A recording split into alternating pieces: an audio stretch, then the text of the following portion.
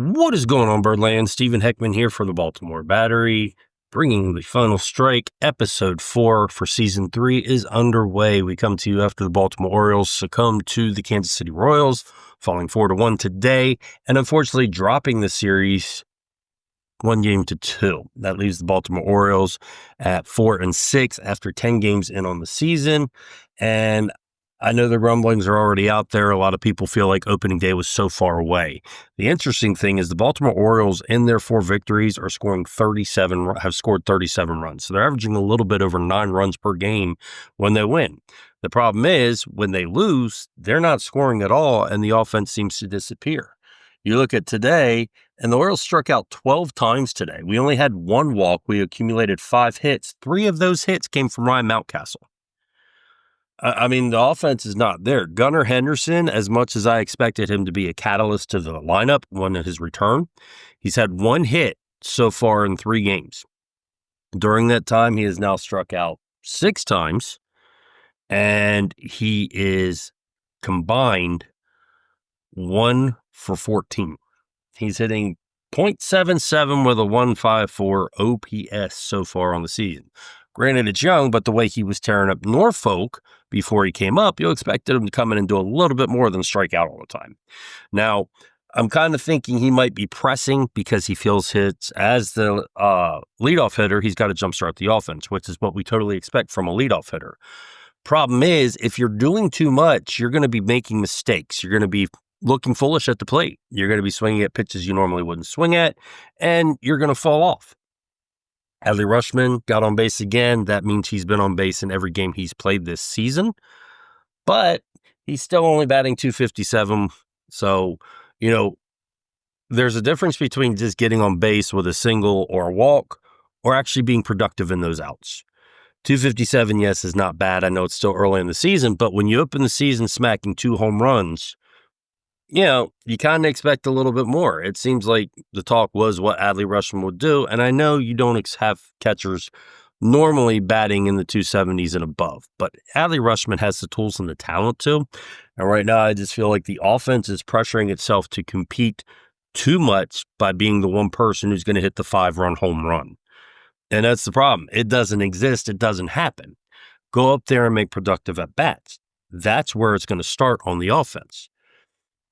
Defensively, a lot of question marks today. Starting Jorge Mateo in center field, I kind of understand the concept there because you do need to get the guy in the lineup. You can't just have him sitting on the bench and then expect him 9 games later to come in and play. So what we did to Kyle Stowers, and eventually Kyle Stowers' star faded and we got rid of him.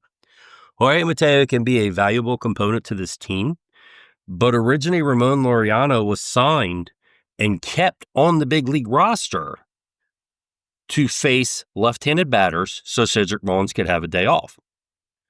So today we start Mateo in center field and Laureano in left field. You have Heston Kjerstad, who coming into the season, all we heard from Brandon Hyde is he's going to have the opportunity. He's going to get a lot of at-bats. We're going to show you what he's capable of doing.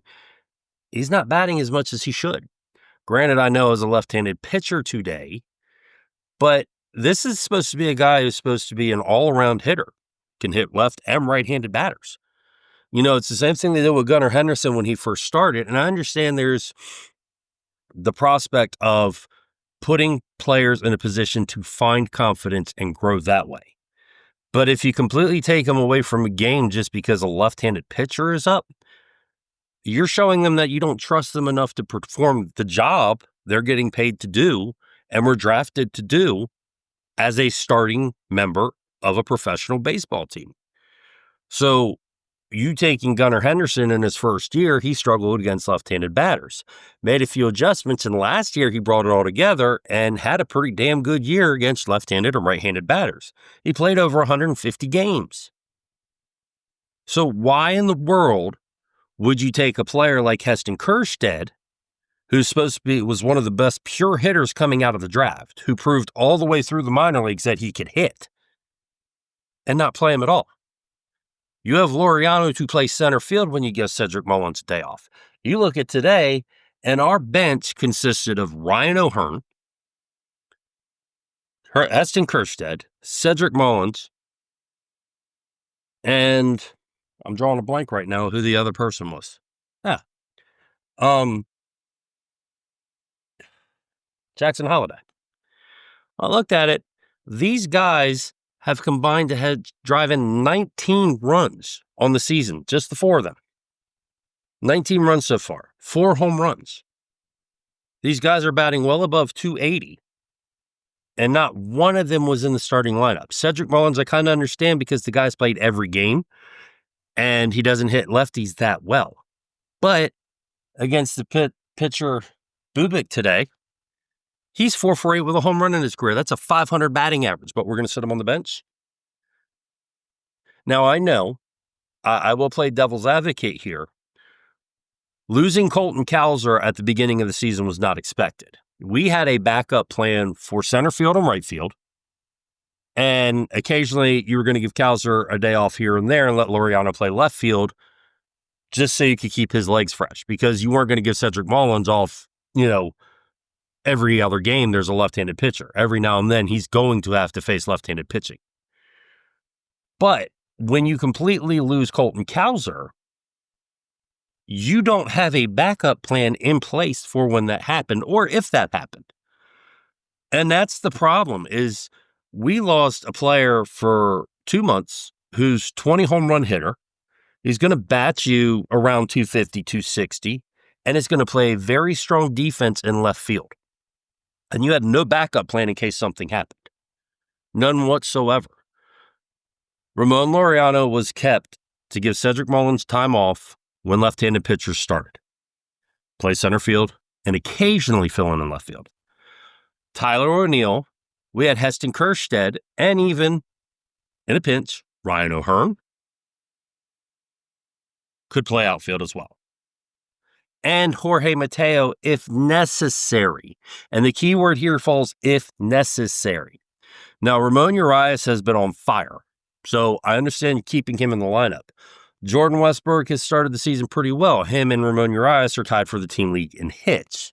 I might have changed today after Mountcastle's 3 for 4 day. But if anything, I would have given Westburg the day off, put Mateo there. And then you have Cedric Mullins, or you have Laureano play center field and let Heston Kjerstad play left field. It would have worked out better. But to sit there and go into a game when you're in the middle of a 9-game stretch and 15 games in 16 days and take out Ryan O'Hearn, Cedric Mullins, Jackson Holiday, and Heston Kjerstad, there's going to be questions. And I can honestly say Brandon Hyde's decision-making through these first 10 games is a red flag right now, because this guy has been managing long enough. This is his 8th year as the Baltimore Orioles manager. Well, technically 7th, but a season as the Baltimore Orioles manager. He was hired at the end of 2017. Okay. He should know enough by now that some of these decisions are not ones you should be making. You go into today's game, and let's check something here. And you had Yennier Cano and Felix Bautista, who hadn't pitched in 3 days. Now, Povich, he went 6 innings. Granted, he gave up 13 hits. But he also gave up 4 earned runs, where I quite possibly think that you could have easily given an error for Jorge Mateo on the triple in the first inning. The 3 straight hits there, the runs they scored in that frame should have all been unearned runs. I could see him, he could have, one possibly earned run is what he should have had in 6 innings today. He realistically should have had a quality start, but I'm not the scorer. The scorer decided what he wanted. Now, I've seen errors for players who miss a pop fly, whether their glove hits it or not, that they should have catch it. There was a 99% probability of catch on this play, and yet you award a hit. I'm sorry, at a 99% chance probability of catching, there's no way in hell that you should miss that catch unless you drop it, unless you completely fall on your ass, excuse my French, or you just screw it up completely, which is what Jorge Mateo did. It begs to question, what is the decision-making process here? It's no different than the other day when Tyler O'Neill was sent home on a ball hit to left field that was fielded by the left fielder before he even got to third base. And you're going to send him home. Then, to make matters worse, not only was the throw offline, a pretty decent slide would have actually scored a run there. But it didn't, because Tyler O'Neill stood up and tried to jump over the tag. And then in all the wonderful wisdom of our videography team, they somehow managed to convince Brandon Hyde, or Brandon Hyde convinced himself, we need to challenge this play because maybe he didn't hit the back of his backside when he tagged him. Dude, I saw the replay 3 or 4 different times. There's no way you could have thought that tag was missed if you actually were paying attention to anything. Leaving Cionel Perez in while he was getting hammered the other night is another question mark. And I understand, once again, you're playing 15 games in 16 days. You've got to keep your bullpen rested. But going into today, 2 lefties were completely unavailable because the amount of pitches they've pitched in the last 3 days. Bowman had 47 pitches in the last 3 days. You had, I'm drawing a blank now all of a sudden, Keegan Aiken and Cionel Cruz both were over 30 pitches in the last 3 days. There's no way you were using them today. You know who hadn't pitched in the last 3 days? Yanier Cano and Felix Bautista. Cano did get in for an inning today. Felix Bautista, I'm sorry, he's coming back from Tommy John surgery. He does need the work, 1, to build his confidence, 2, to get comfortable with pitching again. He did not pitch for nearly a year. So there's some question marks here. Yes, there are fundamental lapses in the team game. Defensive miscues, dropped balls, poor decision-making running on the base paths. You know, it's things like that. Fundamental baseball that professionals should be used enough to doing it over and over, that these things, are happenstance here and there. But in the first 10 games of the season, it's the lapses are just mind-blowing. It's like, let's get out here, let's play the game, let's get this over with, whatever happens, happens.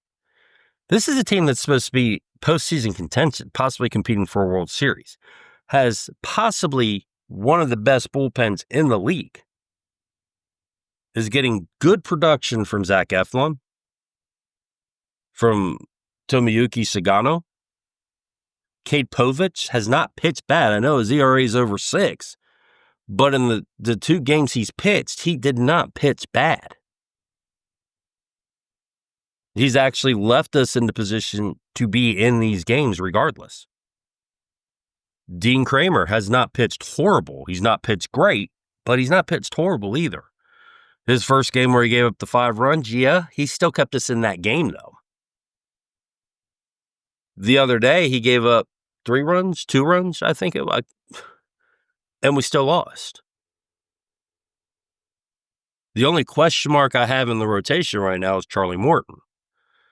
And as Grayson Rodriguez is getting himself ready he will have a normal bullpen tomorrow, which means fastballs, curveballs, which is a great step, which means we should be seeing live hitting soon for him, which means we should be on a minor league assignment, which goes back to my saying that it's probably closer to the end of April that we will see him return to the rotation.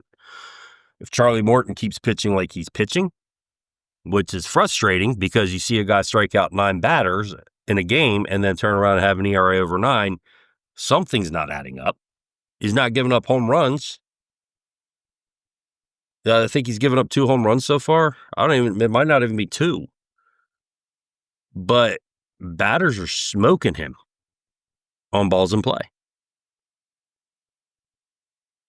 If he continues to pitch like this, he might have to move to the bullpen. And with Albert Suarez out indefinitely right now, there is no timetable for his return. He had soreness in his shoulder, which is unfortunate because after the season he had for us last year, he was supposed to be a crucial part for our team. Good news, Kyle Bradish is actually throwing on flat ground and is actually hitting 90s mark. So that's exciting, which means he's taking steps and progressing properly. Tyler Wells is progressing properly from what I hear. I haven't heard much beyond that. But the thing of it is there is 152 games left in this season. Yes. But at the rate we're playing right now, we're going to play ourselves out of contention because something is amiss. It's like the puzzle pieces are there, but they're going in different directions. They're being forced into the puzzle to make the picture look one way instead of the way it should look. And, I wrote an article the other day, which you can see it on the BaltimoreBattery.com. When do expectations become fanpectations? And what I mean by that is you look at a team and you have the expectations of what they should do. And then when things start going sideways or start not going the way we see it, all of a sudden we start knowing what they have to do. It's fun to play the Monday morning GM. It's fun to play the Monday morning manager. Realistically, we don't know behind the scenes what is going on. For all we know, Cedric Mullins said, I need a day off. I'm a little sore here. Maybe a day off would help me off. With it being as cool as it's been in Kansas City, it makes sense. Jackson Holiday doesn't hit lefties that well. Heston Kjerstad doesn't hit lefties that well. Ryan O'Hearn, though, I know he usually fills in for Ryan Mountcastle. And Ryan Mountcastle had himself a game today. But I can't get past the fact that all four of them sat on the bench today. And the only person who pinch hit was Heston Kjerstad, and he struck out. 0 for 1 with a strikeout. That's it. There isn't a player on there who pinch hit, which means you left Jackson Holiday, Ryan O'Hearn, and Cedric Mullins on the bench all day. So my question is, if Heston Kjerstad is supposed to be getting the at-bats, why is he not getting them? Why in the world do we have Gary Sanchez filling in on DH today after he caught yesterday? Which, mind you, he went 0 for 3 with 2 strikeouts, so he's batting .077. Why is he DHing today? He's the backup catcher. He has some power, yes, but he is a career. Well, let me make sure I got my stats right here. If it'll cooperate with me. It doesn't look like it's cooperating. Either way, he's not a career, contact hitter. He'll either hit the ball out of the park or he's going to look foolish. And yet, he's DHing today.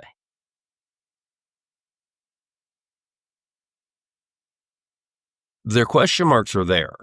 And if things continue in this manner, Brandon Hyde's seat is going to get a lot hotter than it already should.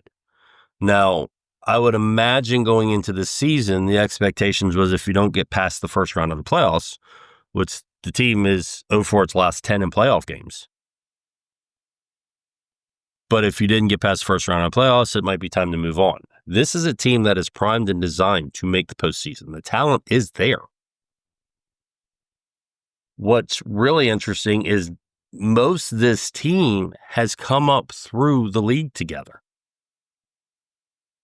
So it's not like they don't know each other.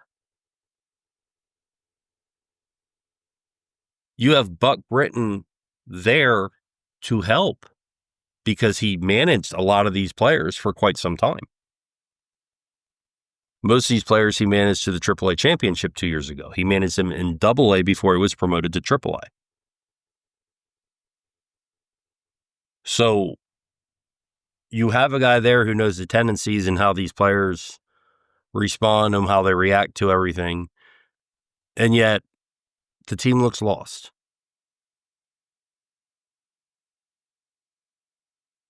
It's time for them to take a step back and stop trying to do everything by themselves.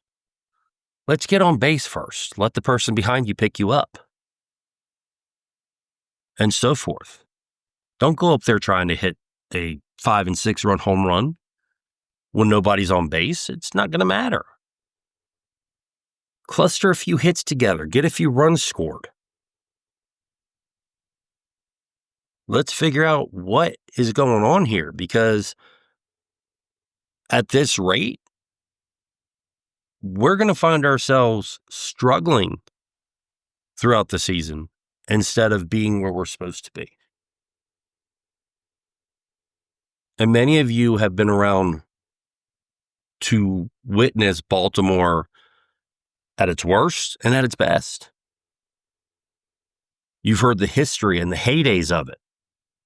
You've seen competitive teams. From 2012 to 2016, we had the most wins in the American League, and we're consistently fighting for the playoffs. We made the playoffs 3 times out of those 4 years.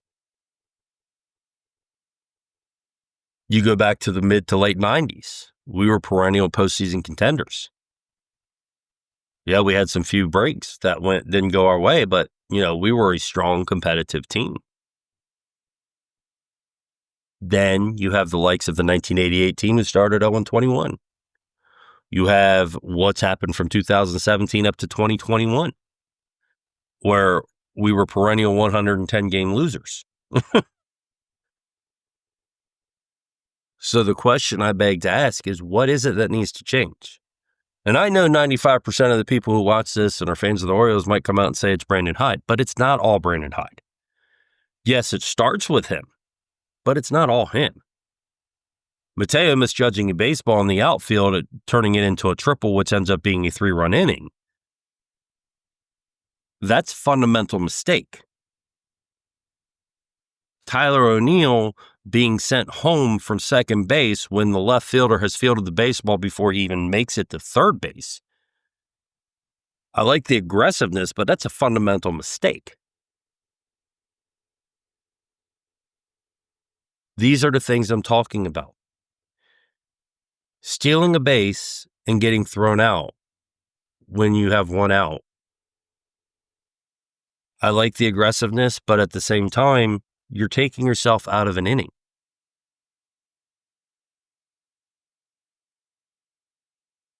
We have to find a way, and I say we, because us as Birdland members, we always say we were part of the team. But what I mean to say is the team has to find a way to cohesively work together and figure out what they need to fix, how they need to fix it, and what they're going to do to fix it. Is it panic mode yet? No. If this was 50, 60 games into the season and we're 10 games below 500, yeah, I'd say panic mode might need to set in. We're 10 games into the season. We're only 2 games under 500, which that in itself, with the way we've looked in our losses, is surprising. And we've seen this happen before. We've had it where the offense explodes and the pitching struggles, or the pitching looks great and the offense struggles. We've seen it way too many times over the years, so we know what our team is capable of. Most of these players have been around for the last 2 to 3 years on this team, so they know what the expectations are. They know what and where people are looking to see improvements. And until that happens, Birdland's going to be an unhappy group of people. Andy Koska actually deactivated his X account, formerly Twitter, because everybody was so up in arms about what was going on today. I get it. We're fans. We hate to see our team lose. We feel the losses. We celebrate the wins, but we feel those losses. And we all think we have the solution. But there's a reason we're sitting home on our couches and not managing or running a baseball team. There's a reason they're paid the millions of dollars and we pay gate fees to go sit in the ballpark or pay whatever our cable wants us to so we can watch them. It's frustrating to be a fan because we think we have all the answers and the solutions and nobody hears us.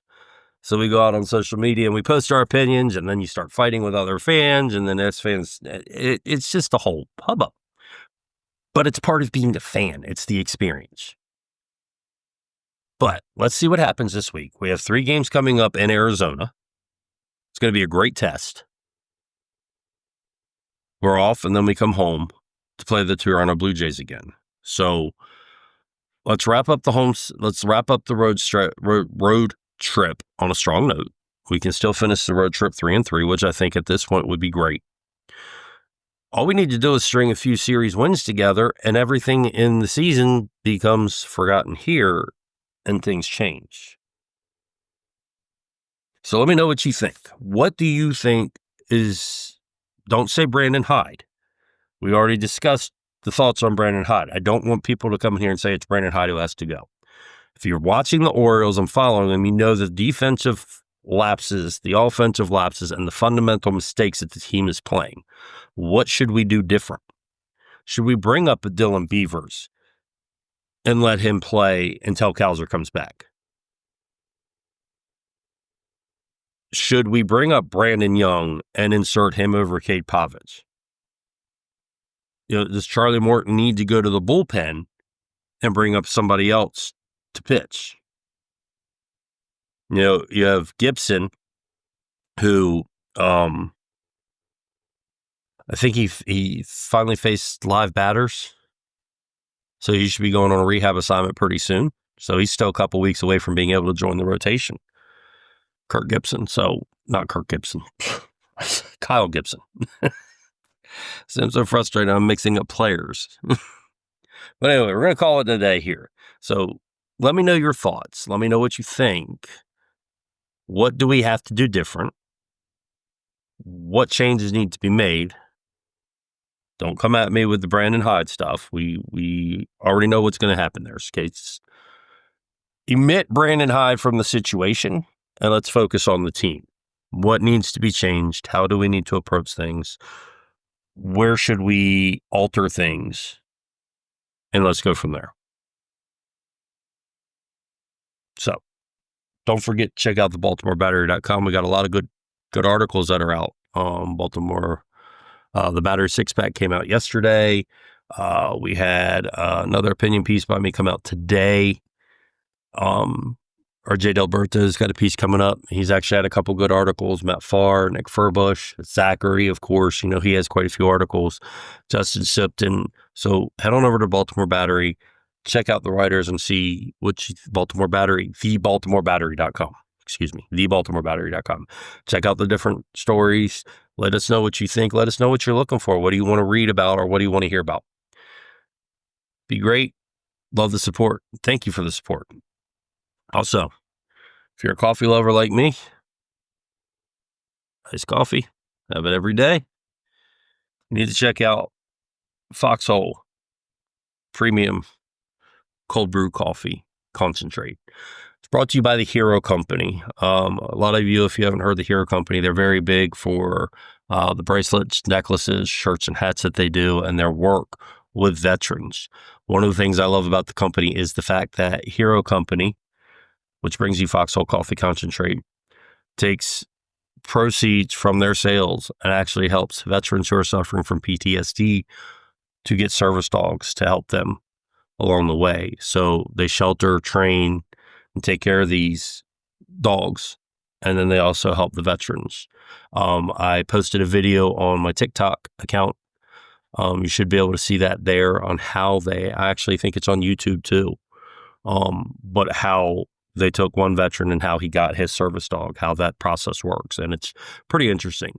So proceeds from every single sale goes towards helping and backing that program to help veterans with PTSD and get them service dogs to help them along the way as well. So please check them out. If you go to TikTok and follow my profile to the solo account, it should be the third one down.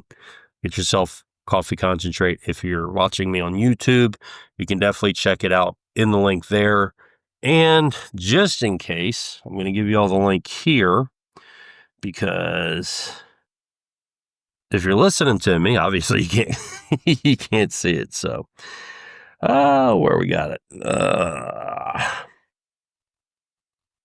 I should know this off the top of my head, but there's so many links I have. It kind of all plays together and runs together. So you kind of go, wait a minute. Okay, here we go. So if you're listening to me and you want to check out the Hero Company, let me sign in here. Da da da. I'm not a robot.